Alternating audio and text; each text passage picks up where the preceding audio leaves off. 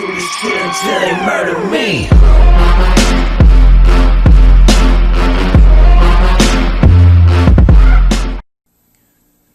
Hello everyone, welcome back. I have been away for quite some time and I've been a little busy. Got a few projects here, but I wanted to just catch everybody up on stuff as I noticed that I was just kind of chugging along on this work and I wasn't showing any of it, but there's plenty of videos out there already that show people taking apart a case series, putting it back together, building it, what have you, so I'm not going to go into detail about any of that. I just wanted to keep you abreast of what I've been doing and what's coming up. So, okay, so I have a few case, this is a K20A here with the blue valve cover. I mainly got it because it was really cheap and just because I just wanted it to have it. It was so cheap I couldn't resist. So this one here is a K24A4, I think. I got it from another buddy in town. And the valve cover is actually for this motor here that I have taken apart. This is actually my buddy's K20A2. It's fully built from ERL, and it is going in the other black car. I actually sold him that black MR2, and I was going to make that an NA build, but this is going to be a 550 horsepower. I mean, it's built for more, but he's going to make about 550 with it on the 85, and it's going to be a lot of fun. This is actually going to be, he has all of his stuff is here already. All of his parts, the transmission's down there. Let's see, all his piping, his shifter. Yeah, everything's there. My buddy even brought over his welder. So now I picked up a few other things. I picked up another welder, my plasma. You can see my plasma there on the left, and my little cheap TIG. I bought that one for super cheap just to learn how to do it. And this is actually his machine, and it's super awesome, and it blows mine out of the water. But yeah. What's up, guys? Just wanted to show my face for a little bit here. I know I'm a little scruffy and a little chunky during this pandemic, but I mean, when am I not? But let me just go back to showing you guys everything that's going to be going on with the build. So, yeah, welders aside and all that stuff, I bought a K24A2 from a local importer, and decided I was going to just throw it in there and make some power like I did with my last build, with the last car that I actually set out with my buddy. But I decided, you know what? Let's actually go for some decent power this time. So I want to go for 500. And my turbo will barely support it. I think the Borg Warner S252 is rated for 550. And even if I get close to 500, I want to hit the 500 mark. I won't keep it at that level, but I want to hit it anyway. So the motor was in really good condition.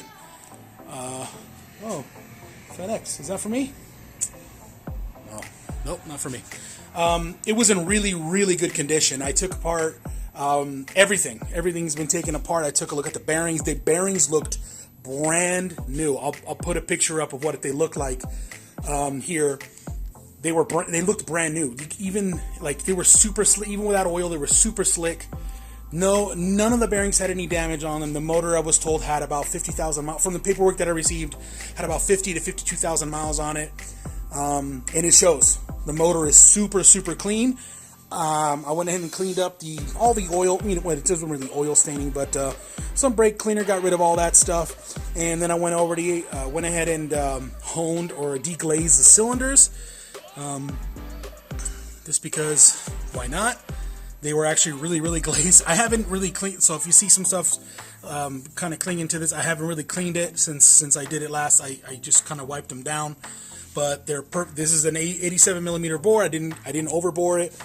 So I'm going to be, the block is perfect. I already checked it all out. Cleaned up all my timing components. I am going to be reusing my stock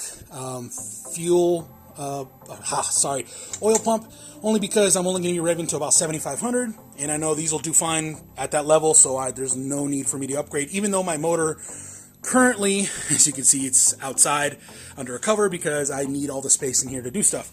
So that motor actually has a K28-2 ported oil pump, the whole kit. So if that one is undamaged from all the explosiveness that took place, I might use it, but for now, I think this one will work. All my timing components, I got some brand new stuff, reusing some of the older stuff. Even the chain like this one, I'm not going to be because the one in my other motor is brand new. I don't know why my camera is going crazy. Let me pause here for a second. Okay, managed to fix that up. Okay, so to get back to it, I already went ahead and cleaned the head completely. I just kind of made my own little hot tank degreaser bath, and it went well. I mean, the head looks beautiful.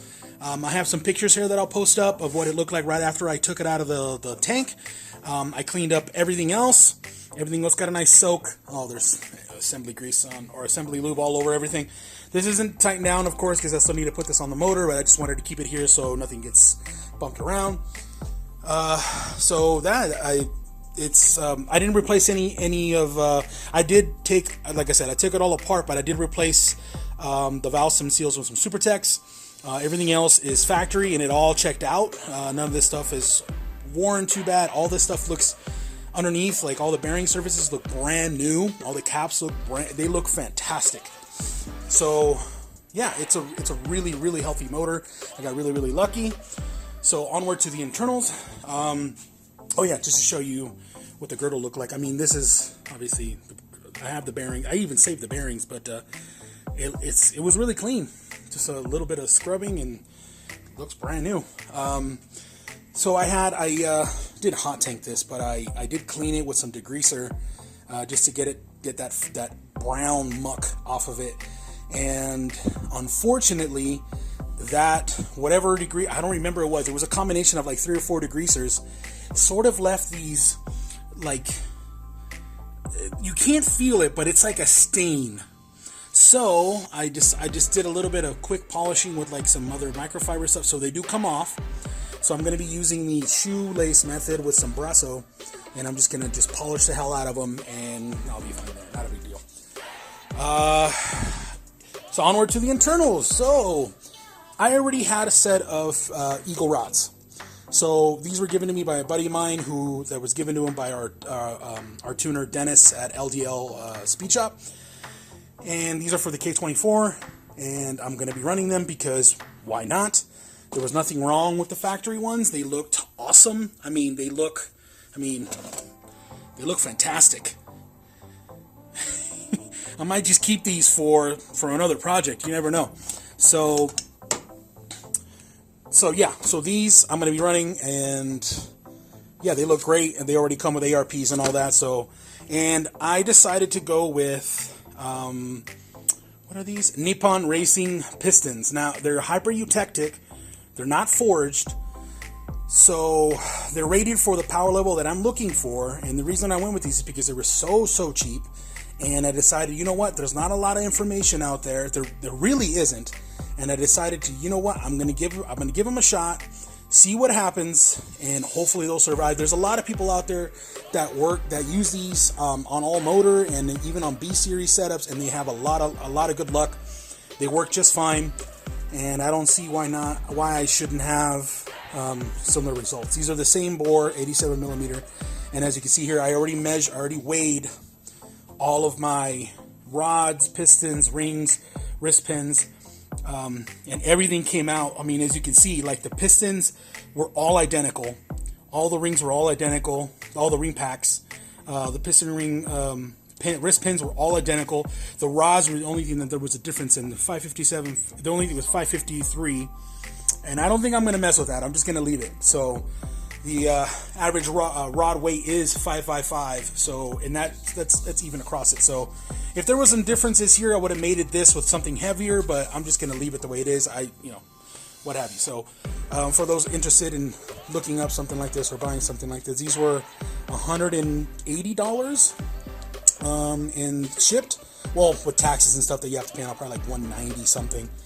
But it came with an NPR ring pack. yeah, and I can't wait to run them. So, and I already measured, or I already put them into the bore to see if they actually slide in. They do. I was told that normally you don't want to go with the stock bore size, but these actually fit just fine. There is no, that I can tell from my bore gauge, there is no distortion in there. Very, very minimal amount at the very bottom, but nothing that nothing towards the top where the piston is actually moving. So other than that, guys, just wanted to give you a quick update. There's a lot going on right now, and a lot of this stuff is going to be completed very, very, very soon. I took a break for a little while because of the whole pandemic, and I got a new job, and everything's going a little crazy, and I'm really, really busy. But things are picking up. Projects are starting to get a lot of work done. I now have a lot more space to work in instead of the car being in the middle of everything. And the days are getting hotter and hotter. This weekend when I'm working on the car, it's going to be 113. In my garage is usually a couple of degrees cooler, but I like the heat. I know most people don't. So hopefully I can bring out another or release another video here soon showing some updates. I think the next thing I'm going to be doing is measuring for ring gaps and filing those, although I'm still waiting on the ring gap filer from my buddy. I don't want to buy one because I'm only going to be using that like 2 or 3 times, and I just don't feel like spending the money for it, even though, whatever. I might, I don't know. Oh, geez. So I have picked up some nifty new tools. I don't know if anybody's seen these swag off-road benches, or this table for this vertical bandsaw. I love this thing. It is fantastic. This is the Harbor Freight Bauer, and it works great for 110, 120 bucks. Fantastic item. I highly, highly recommend that over getting like one of the really big cumbersome units. I just don't have the space for that yet, so that works great on the tabletop. And then those with the keen eye have noticed that I have some special treats over here. That is for something else. I've also recently acquired my dad's pickup truck. It looks like hell on the front, but it was given to me. He bought that new. I'm the second owner. And I just needed a pickup truck, and it was given to me, and I'm very, very grateful. Love my dad. Thank you so much. And I just drive it on top of the lift and leave it there so that the lift doesn't get all this, the sun beats the crap out of it. But other than that, yeah, quick overview, guys. I'm really, really appreciative of anybody that watches the channel and supports me in any way. I normally don't like to say, like, please like and subscribe, but, like, I really appreciate everybody out there that does watch the content, because it does take some time to edit and put it together. So, again, very, very appreciative. Thank you so much. So, until I submit a new one, y'all stay safe. And remember to stay social distancing, guys. Y'all have a good one. Peace.